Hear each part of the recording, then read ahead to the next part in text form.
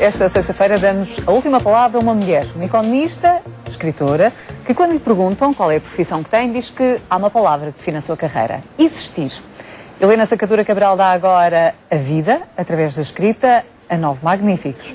Helena Sacadura Cabral é a minha convidada. Olá, muito boa noite, obrigada por ter vindo. Eu é que agradeço. Este livro fala de 9 magníficos. Nesta altura em Portugal, conseguem encontrar um 10º magnífico? Não, já seria difícil, quanto mais o 10º. Não consegue? Não, é preciso nem com boa disposição. E entre os políticos no geral? Não, entre os políticos no geral ainda menos. Não consegue encontrar nenhum? Não consigo, não consigo. Consigo encontrar pessoas que eu considero pessoas magníficas, um Alexandre Quintanilha, um Sobrinho Simões, pessoas que não são mediatizadas, não fazem política, quando muito dão um contributo na sua área, mas quem é que as conhece? Os elitistas. E, no entanto, fazem por nós, possivelmente, aquilo que os políticos não farão. Estão num gabinete a descobrir a forma de você sofrer menos, de poder curar-se melhor de uma série de doenças e, no fundo, não são pessoas conhecidas. Portanto, 10 magníficos eu encontrava, com certeza, mas não na área da política. Portanto, na sua opinião, não há qualquer político, nesta altura, capaz de dar a volta à situação? Eu tenho que dar a mãozita ao meu filho, coitado, quer dizer, isso eu também não posso ser uma má mãe, que horror, mas que eu preferia que ele não estivesse lá, eu preferia, mas isso toda a gente sabe, eu não escondo de ninguém. Porquê?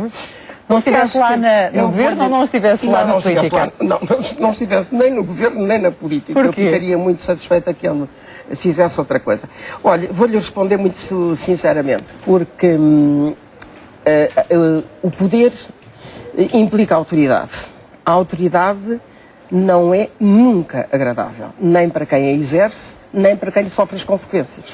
E, portanto, como não há poder sem autoridade, e como a autoridade não é agradável nem para quem diz, nem para quem cumpre, eu acho que gostaria que ele estivesse numa situação em que não passasse por isso. Depois, eu acho que o poder, e acho francamente isto, agora estou a falar muito a sério, o exercício do poder, por causa dessa necessidade de ser autoridade, põe em primeiro plano as menores qualidades de uma pessoa, ou seja, esse tão frio? Não, ou se é tão frio, ou se é tão secanizado, prescruta-se a vida toda dos políticos ao pormenor, que atinge as famílias de forma violentíssima. Eu estou vacinada porque tive 2 filhos na política, portanto já podem dizer tudo. Eu já tenho uma quinta na outra banda, não sei aonde, mas que um filho com certeza me ofereceu, porque eu não tinha dinheiro para comprar uma quinta. E eles também não, mas não sei, a crédito, sei lá. Há um filho que me leva aos fins de semana para essa quinta, portanto eu ouço histórias, eu devo ter uns 20 Paulos e uns 15 Miguéis como filhos. Portanto, a política é de facto uma atividade que devia ser de uma nobreza enorme. E não é suja? Não, eu não digo que ela seja suja. O que eu acho é que é um caminho de compromisso que, para quem como eu sou uma técnica, que entendo que certas coisas eram os caminhos mais certos a serem seguidos e depois politicamente esses caminhos não são os rentáveis e, portanto, não se escolhe o que é melhor, mas escolhe-se o que, não sendo mau, é o possível para obedecer a determinadas regras ou princípios, e depois a democracia partidária então põe-me completamente... Essas regras e princípios de que estava a falar, que temos que observar, estava-me a falar da Troika? A Troika faz o serviço deles, emprestam dinheiro, querem um juro alto, lá vão descendo à medida que veem que senão depois ninguém lhes paga, mas de facto, quer dizer, um país que está sob intervenção estrangeira, sob intervenção estrangeira, é rigorosamente aquilo em que nós estamos. Nós, quando estamos com Filipes, no período em que estivemos com os Filipes, estávamos sob intervenção da Espanha. Sim. Portanto, eu acho que estes senhores, serei muito feliz no dia em que eles forem embora. E esse dia faltará ainda muito? Não, parece que em 2014 eles serão embora. Vamos lá ver se eles não voltam. o Dr. Mário Soares esteve 2 vezes comigo cá, de maneira que não... Como economista? Como economista, tenho de facto muitas dúvidas se eles não voltarão. Portanto, em 2014 poderá não ser o fim. Em 2014 é muito difícil, minha querida, não só aguentar isto, como eu não sou política, portanto estou-lhe a falar enquanto técnica. Enquanto técnica, eu tenho dúvidas, mas tenho o Dr. Silva Lopes, tem tanta gente... Que ainda esta semana esteve aqui comigo e tinha imensas dúvidas. Eu tenho uma admiração sem limites. Tive 2 governadores no Banco de Portugal que me marcaram profundamente. Um foi com certeza o Dr. Silva Lopes, porque eu nutro uma enorme admiração.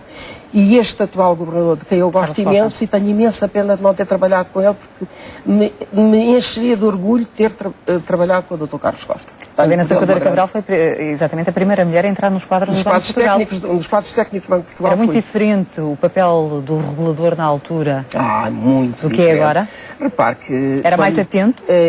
Não era mais atento, tinha mais possibilidades de intervenção. Nós não temos hoje na União Europeia. Primeiro somos um país pequeno, depois somos um país pobre, depois somos um país que está de mão estendida porque gastou demais. E repare, isto é como nas famílias. Se o dinheiro não chegar numa casa onde não há pão, todos ralham e ninguém tem razão. Portanto, antigamente o Banco Central podia, e com alguns governadores, o período em que o Dr. Silva Lopes foi governador do Banco de Portugal foi um período dificílimo, mas e o Dr. Carlos Costa neste momento atravessa também um período bastante difícil. Tenho o maior das admirações por qualquer deles. Um período mais fácil foi mais fácil. Do Vítor Constâncio, por exemplo? Não, eu não conhecia nada do Dr. Vítor Constâncio, não estava no banco e não conheço nada do Dr. Vítor Constâncio. Apenas aquilo que leu? Sim, não li já muito porque já tinha lido mais.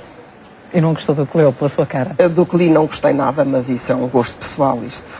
Eu não fui, felizmente, não estava ativa no Banco de Portugal. Não, eu tive um governador que foi o professor Jacinto Nunes, um governador que foi o Dr.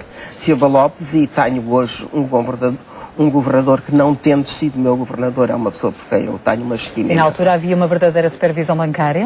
Como eu penso que eu debaixo da orientação do Dr. Portanto, houve um período em que mas nós podíamos intervir no mercado. O regulador tinha possibilidades de intervir.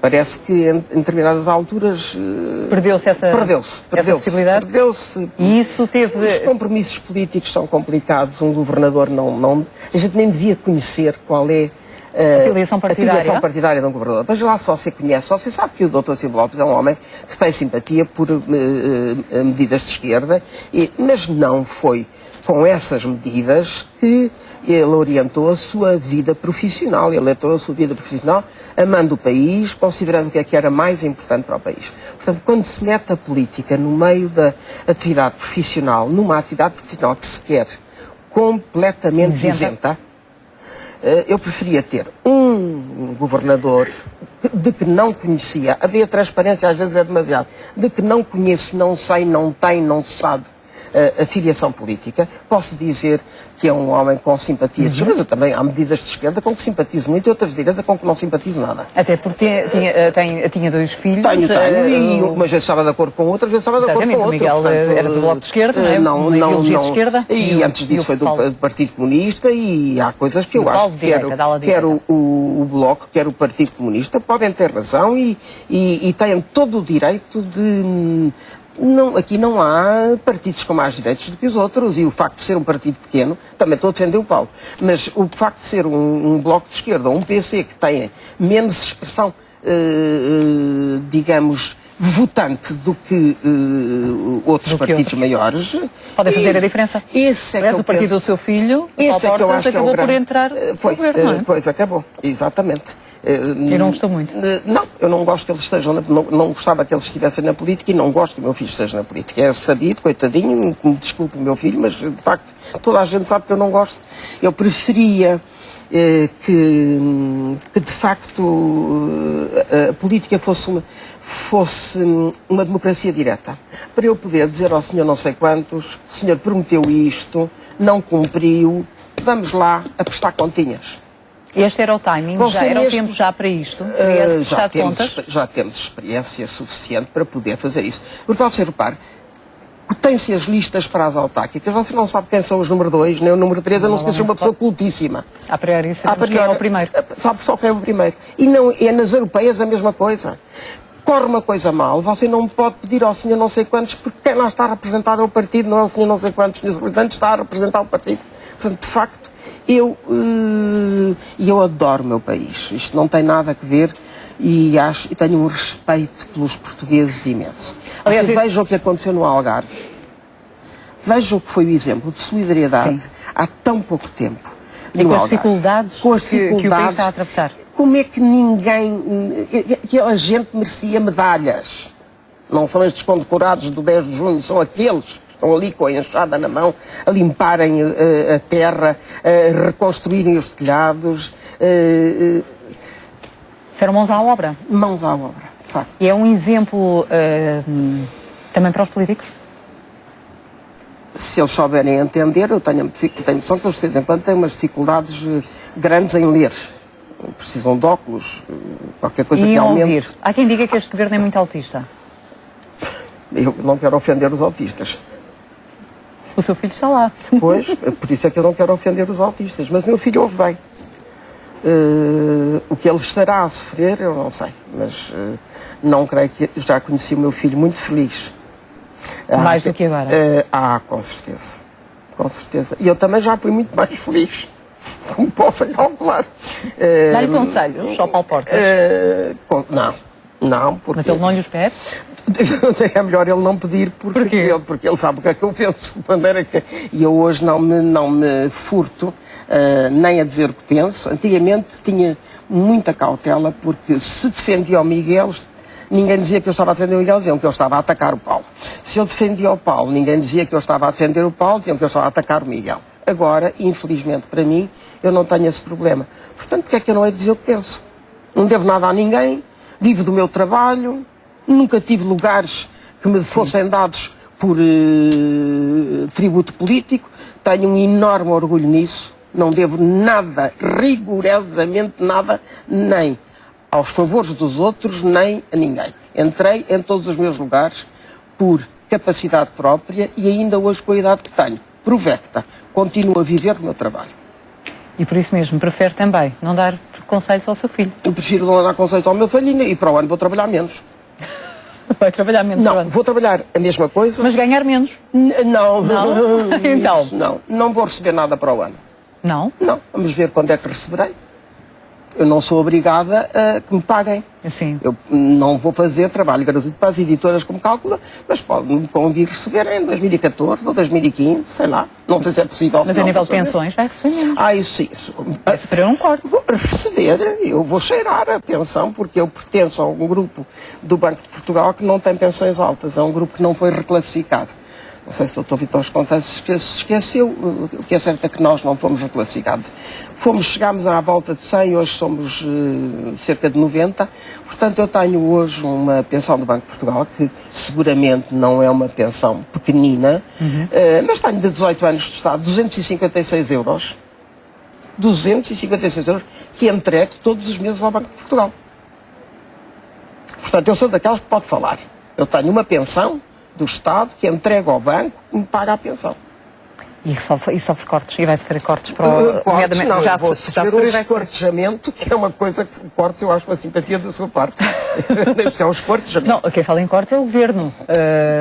Mas podemos, depois da palavra refundação... a língua portuguesa. Depois da palavra refundação, se calhar poder-lhe dizer essa palavra também. Esquartejamento é refundar.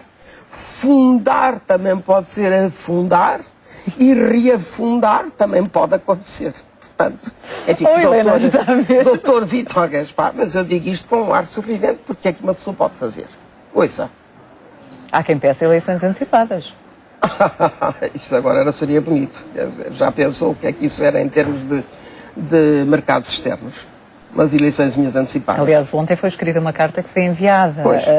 O primeiro subscritor foi enviado ao Primeiro-Ministro. Exatamente. Eu trabalho e já sou uma senhora de provecta idade, faço o que sei Eu acho que os políticos de uma certa idade ou aconselham os governos de uma forma, um conselho de velhos, se quiser, não seríamos os primeiros, e aproveita-se a experiência que essas pessoas têm, ou quando vêm todos para a praça pública, a mim faz-me alguma confusão. Eu acho que um homem que foi Presidente da República, por isso eu tenho uma grande admiração pelo general Ramalhianes.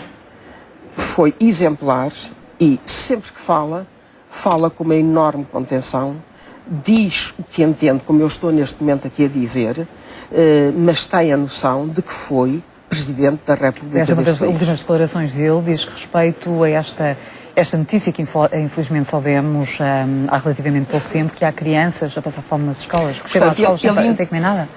Quer dizer, 13 mil crianças, de acordo com as estatísticas. Enquanto houver fome, desemprego, todas as cartas públicas, as cartas abertas ao público, se estes indivíduos tivessem constituído um dossiê de estudo, de trabalho, em que diziam, está aqui isto é o que vai acontecer, vamos discutir os vossos esquemas, os vossos modelos, porque estes são modelos alternativos, eu compreendo. Agora, este tipo de intervenção talvez seja uma intervenção política muito aceitável, muito compreensível. A mim,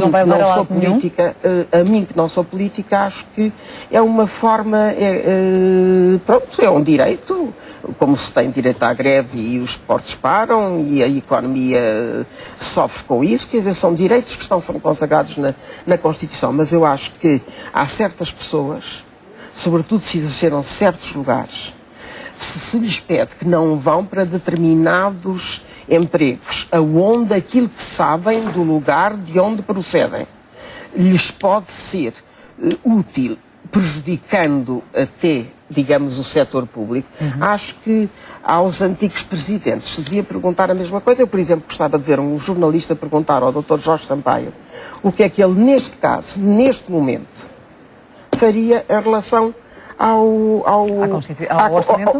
Não ao orçamento, é com este orçamento, neste caso, com este governo, se ele dissolvia ou não dissolvia a Assembleia. Nunca ouvi um nosso colega perguntar isso. Ele dissolveu antes uma Assembleia. Sim, com o Pedro Santana Lopes como Primeiro-Ministro. Com Pedro Santana Lopes. Gostaria que alguém lhe dissesse para ele poder dizer não, neste momento não há motivos para dissolver a Assembleia. Gostava de ouvir. E acha que havia motivos para dissolver a Assembleia? Assembleia? Não, ele é que podia achar. Eu cá não acho nada porque eu não fui Presidente da República. Eu já lhe disse o que é que penso. E o que é que lhe disse? Acho que as eleições antecipadas seria, nesta altura, muito complicado. Mas não é por dentro, não, é por fora. É porque isso ia ter consequências... Mas este governo, na sua opinião, deveria mudar urgentemente de política? Está aí pelo caminho errado? Podia mudar de política, é a minha opinião, devia mudar de política. E esta, aliás, sobretudo... a política que está a ser seguida, aliás, é contrária àquilo que Paulo Portas sempre defendeu. Pois, mas o meu filho Paulo está no governo, portanto, assumiu compromissos. Quando se assumem compromissos é um bocadinho como ao casamento pela Igreja. Tem um prazo de validade, é evidente, porque não é isso que impede... Não é eterno. Não é isso que impede que os casados pela Igreja não se separem. E têm conflitos, não é mesmo? Conflitos. O que é que não podem casar outra vez pela Igreja. Isso, por enquanto, ainda não. De maneira que eu acho que, sobretudo, e isto é muito a sério, eu acho que o Governo tem que ouvir... O doutor Vítor Gaspar tem que ouvir, têm que meditar muito a sério porque é que uma série de pessoas neste país não está de acordo com esta política. Nós não somos todos estúpidos. Não é possível que haja... E se está convencido que aquilo que se está a fazer é absolutamente certo, explica-se ao país. Explica-se em termos de... Eu dou aulas de economia, sou capaz de dar aulas de economia para uma senhora que seja doméstica, como sou capaz de dar para um aluno do último ano. Há muitas maneiras de explicarem as coisas. E este governo não consegue explicar? Eu acho que lhe falta comunicação e que a comunicação não passa. Vítor Gaspar precisava de uma aula de economia sua? Não, mas de uma aula de comunicação isso poderia. Isso com certeza. Até porque mas de economia não? De economia ele deve saber mais do que eu espero, porque ele é que é ministro e eu não. E eu ganho muito menos do que ele, com certeza. Mas isso não quer dizer nada. Pois, não quer dizer nada, mas deveria querer dizer, porque se as pessoas são escolhidas para os lugares, lá temos, Eu não pertenço a um partido político, já me cativaram para mais do que um partido político. Não é bom indicador isto. Não é bom indicador. É sinal que não consegue mostrar realmente qual é a sua área ideológica? Não, consigo, lá se consigo. O que eu acho é que era uma área ideológica que poderia servir a mais do que um partido. Estão tantos independentes a botar em palavra que eu só boto de vez em quando, de maneira que não... Isto que eu estou a dizer, há muita gente que pensa. Muita gente que pensa. É tempo de mudar. É tempo de ouvir, de ponderar, de se fazerem as reformas com tempo. Este governo tem 1 ano e tal já. Está neste momento a tomar medidas que eu penso que poderiam ter sido tomadas há 5 ou 6 meses atrás e que teriam tido um efeito agora diferente. Portanto, eu não sou ninguém, eu tenho uma posição muito delicada porque um filho meu está no governo, mas eu existo. Antes dos meus filhos existirem, eu existi. E sempre disse o que pensava, nunca tive medo, justamente porque não devo nada a ninguém. E acha que, por não temer rigorosamente nada e ser tão frontal, aliás, a sua vivacidade Toda a gente contagiante? sabe o que eu digo, penso. E pensa que este orçamento deveria passar pelo crivo do Constitucional ou não? Isso só o Sr. Presidente da República é que pode saber que, no seu alto critério, como se costuma dizer nas informações... A sua alta magistratura? Não, ao alto critério de Vossa Excelência de decidir. E quem sou eu para além de ter sido colega do nosso Presidente da República no Banco de Portugal, aliás, no Banco de Portugal nasceram todos estes espíritos grandiosos, incluindo o meu, que devo dizer-lhe, e é importante eu dizer isto, a minha segunda escola de vida foi o Banco de Portugal. Eu devo muitíssimo ao Banco de Portugal, muitíssimo. Aprendi no Banco de Portugal o que a Universidade não me ensinou. E, portanto, eu estou muito grata ao Banco de Portugal e tenho muito orgulho de ter sido uma trabalhadora do Banco de Portugal. E a primeira mulher a entrar lá. Helena, agora, estes 9 magníficos homens que exerceram o poder, Helena não para de escrever, realmente é uma coisa fantástica. Aliás, se não escrever isto, escrevo outras coisas mais complicadas, de maneira que é pior que eu me dedico aos mortos. Porque senão, se começo a escrever sobre os vivos, é um besta. Estamos todos travados. Morriam logo. Por isso é que há outros livros meus, como o anterior a este, que é aquilo em que eu acredito, que é um bocadinho mais dedicado aos vivos. Agora este acabou por ressuscitar. Não, mas isto é muito importante, Cristina, porque se nós olharmos este livro... É um exemplo para os... Você vai encontrar uma série de situações parecidas com a que nós estamos a passar, algumas bem mais graves. Sim. É importante que se diga isto. Historicamente estão aqui reis que atravessaram situações mais graves do que esta. E conseguiram encontrar o rumo para o país. E conseguiram. Não há país que desapareça, nós não vamos desaparecer, era o que mais faltava. Agora, um retângulozinho tão agradável como este. Não vamos desaparecer. Vamos passar dificuldades, mas o país não desaparece. Podem desaparecer os políticos, e vêm outros e outros e outros. Agora o país, com esta gente, com estes algarvios, estes nortenhos, estes do centro, nós... Minha filha, pode desaparecer tudo. O nosso dinheiro. Mas o país não desaparece. Não, isso nem agora, elegeu aqui 9 magníficos. Elegi. Dom Afonso Henriques, Dom Dinis, Dom João I, Dom João IV... Estão aqui reis, Dom alguns João V, magníficos. exatamente. Porque este em concreto, o Manuel, Dom João VI...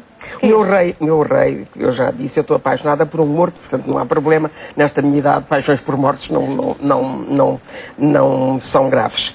Mas o Dom Dinis é um eu não posso dizer fundador, isto é uma dança. Agora a palavra, isto agora é como o Jamé. É como o Jamé, isto agora não... O Jamé já está esquecido. Não, o Jamé que existiu, não é? Mas depois não existiu. Bom, mas essa é outra questão. O Dom Dinis é um rei que me encantou e que nós estudamos mal, não é? Porque deu uma importância ao país, soube atrair para as zonas mais despovoadas as povoações, fez do direito fez uma universidade, sim, tornou a língua portuguesa oficial em tudo o que era jurídico. Foi um homem que repensou o país, o Dom Afonso Henriques andou na peleja e devemos-lhe muito, mais ainda ao pai e à mãe. A mãe era uma grande mulher, era para mim a primeira rainha deste país. Depois os amores são uma coisa mais complicada, mas enfim, isso acontece com todos. Isso acontece com todos. Veja lá ali a França, que também está a ter umas complicações por causa das coisas amorosas. Mas de facto temos aqui a crise da dívida. Está aqui. A história repete-se. Repete-se. Portanto, este era um livro que... É um livro que vale a pena, porque para já é um livro sobre a história não é um livro de história, sim, é um livro das histórias destes reis. Portanto, é um livro das histórias da história. Que deveria ser lido pelos nossos políticos? Eu acho que ganhavam alguma coisa. O meu filho Paulo, nisso eu passo-lhe esse grande elogio. O Paulo gosta muito de biografias e eu acho que ele lê muita coisa de história. Portanto, aí não Portanto, ele toma estes exemplos. Mas ele falou sobre Dom João II num programa que houve nesta casa. Sim. E, portanto, de história ele sabe e também sabe muita coisa. O meu filho é tudo menos um homem pouco inteligente. Aliás, com esta mãezinha e o paizinho que tem, dificilmente poderia sair burra, não sei se isso. Há algum primo afastado. Isto lá vai o autoelogio. Amanhã matam-me. Mas o que é certo é que muitos pensavam, aliás, que ele iria sair do governo e ia bater com a porta, porque não aguentava algumas situações menos inteligentes. Não, é um problema dele usar portas no nome. É um problema de portas. É um problema de portas, exatamente. Muito bem, Helena. Agora, mas este livro ofereceria algum político este livro? Não oferecer Europa, faltava que paguem. Não, isso é direitinhos de autor, minha querida, não. E com o IVA todo certo? Tudo certinho e pago, não. Ofereci isto a 2 ou 3 pessoas menos abonadas, não, os políticos podem comprar. Portanto, não vão conseguir. Nem o professor Marcelo Paulani, ele estava a ver. Como é que me levava a adquirir? O que é que eu aprenderia mesmo com este livro? O que é que uma pessoa aprende com este Aprende livro? Que há uma memória genética, há um cromossomo, aquele ADN dos portugueses está aqui. Vê-se tão bem que você não calcula. Esse ADN tem estado esquecido? Não.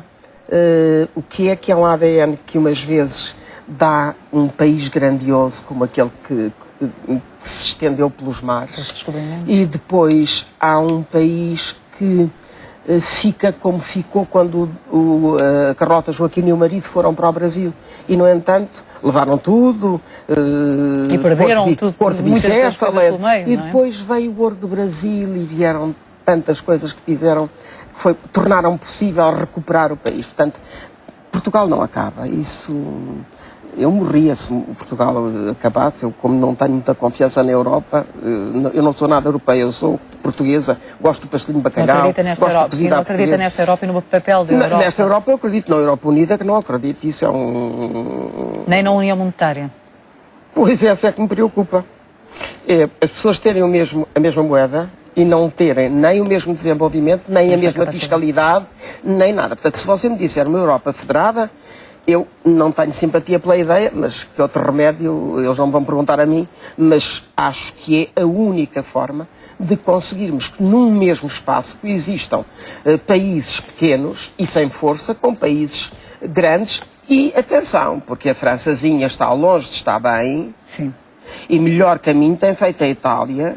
A Espanha, se isto dá para o torto, também não é agradável.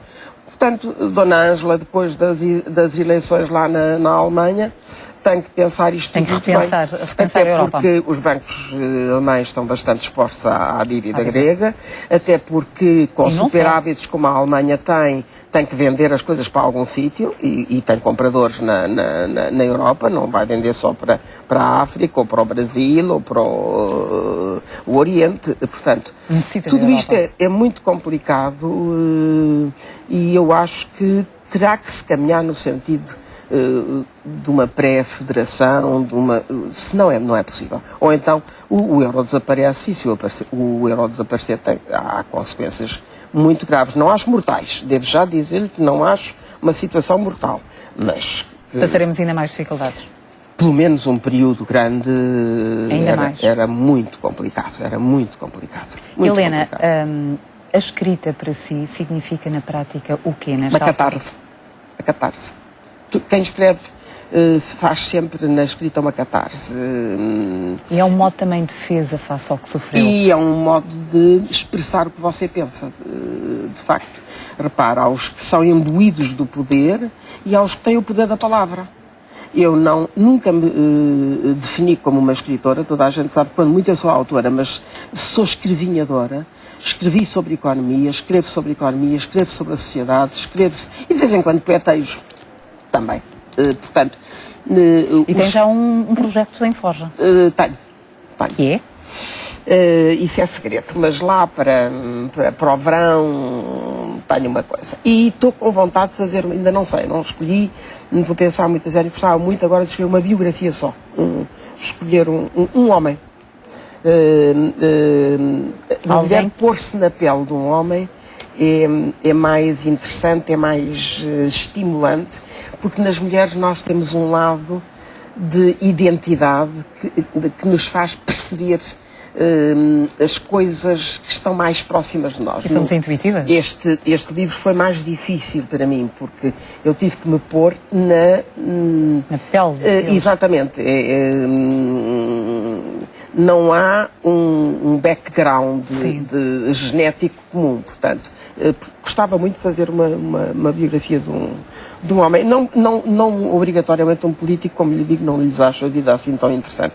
E um político eu gostaria de biografar, que era, por exemplo, o Sá Carneiro, já está biografado, uma Maria de Lourdes, a Luísa Beltrão fez um belíssimo livro sobre a Maria de Lourdes, mas há personagens, os tais, Sobrinho Simões, Quintanilhas, uma série de gente que fazem muito pela sociedade e que não são devidamente conhecidos nem compensados. Isso é uma batalha minha terrível, quer dizer, é preciso que nós saibamos que esses homens estão a tratar de nós, estão a dar a sua vida por nós e não se sabe porque não são conhecidos. Helena, desde a morte do seu filho escreveu várias obras, foi realmente uma catarse. Foi o tal escape. Há uma frase que eu acho que eu li a seu respeito e que me tocou bastante também como mãe, sou mãe de 3 crianças, e disse que os filhos são um empréstimo, fiz tudo quanto o Miguel me pediu antes de morrer, acabei como devia, entregando-o nas mãos de quem me o emprestou. Eu considero que os filhos são um empréstimo de Deus. Eu sou católica, batizei-me aos 19 anos, sabendo muito bem o que fazia, portanto não fui ao engano. Não tive orelhas furadas só aos 43, porque a minha mãe é uma mulher inteligente e disse, se ela quiser ser católica, ortodoxa, o que quiser é ela que escolhe, não vamos escolher por ela. E, portanto, tenho grossas pegas com a igreja, não penso que isto é uma relação fácil. Mas lá para cima, entendo-me bem. E acho que os filhos são de facto um empréstimo de Deus. E foi um bom empréstimo? Um bom empréstimo, eu tive 2 bons filhos, tenho ainda um bom filho, tenho 2 netos enormes, encantadores, e o Miguel está diariamente comigo. Eu acho que não há nenhuma mãe que perca um filho, que esse filho não esteja permanentemente com ela. E acaba por o ajudar. E também ao irmão.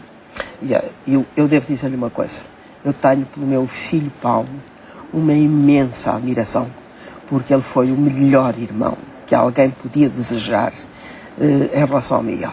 Foi um grande, grande irmão.